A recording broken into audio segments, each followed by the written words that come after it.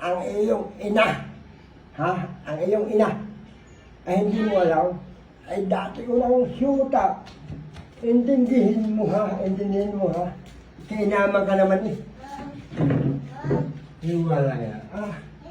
Kaya na pala kapulong ng wala nasagot. Isa pa. Tumingin ka sa akin. Mata-mata. Sino lasing? Alam niyo. O, di ako. Wag ka na mamig. Utoy. Makinig ka ha, makinig ka, makinig ka. Dadaan-dahanin ko na rin sasabi ko. Ang iyong ina ay dati kong syuta. Wag ka na.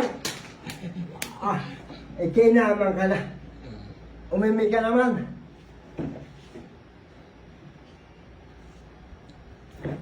Kayo dati ang lasing.